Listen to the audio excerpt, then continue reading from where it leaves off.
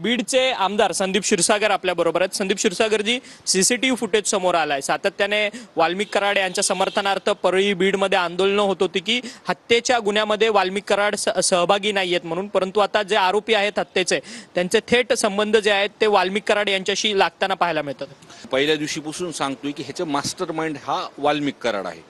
Clear ती frame मध्ये तिथे दिसतंय, कोण का खंडणीच्या गुन्ह्यामुळेच तुमचा हा गुन्हा झालाय, हे डायरेक्ट कनेक्शन आहे। ते त्यांचं लिंक आता सीसीटीव्ही फुटेज मध्ये येते, सीडीआर मध्ये सापडतात, त्यांचं लिंक आहेच ना तिथे।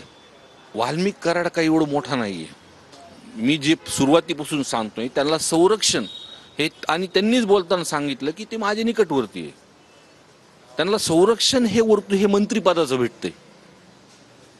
म्हणून ह्या सर्व प्रकरणामध्ये जे काही धसांना बोलले असतील ते वस्तुस्थिती आहे ती विषय। ह्या सगळ्या गुन्ह्यांमध्ये पोलिसांना देखील सह आरोपी म्हणून सामील करून घ्यायची ही तुमची मागणी आहे? बघा, प्रशासन एखाद्या मंत्रींच्या दबावात असतं। एकदा एसपी आता नवीन जसे बदल झाले किंवा वरतून सरकार म्हणून जो काही निर्णय तिथे घेतला त्यांनी तिथे ॲक्शन तिथं चालू केली। आता ह्यांनी जर राजीनामा दिला तर मग तिथं प्रशासन मोकळ्या श्वासाने काम करेल, आणि सर्वच गोष्टी म्हणजे जर पोलिसांनी ठरवलं की मूळ कारण काय ह्याच्या मागचं, तर हे समोर येणारच। व्हिडिओ जर्नलिस्ट हरीश नेगीसह अक्षय मंकणे, टीव्ही 9 मराठी, मुंबई।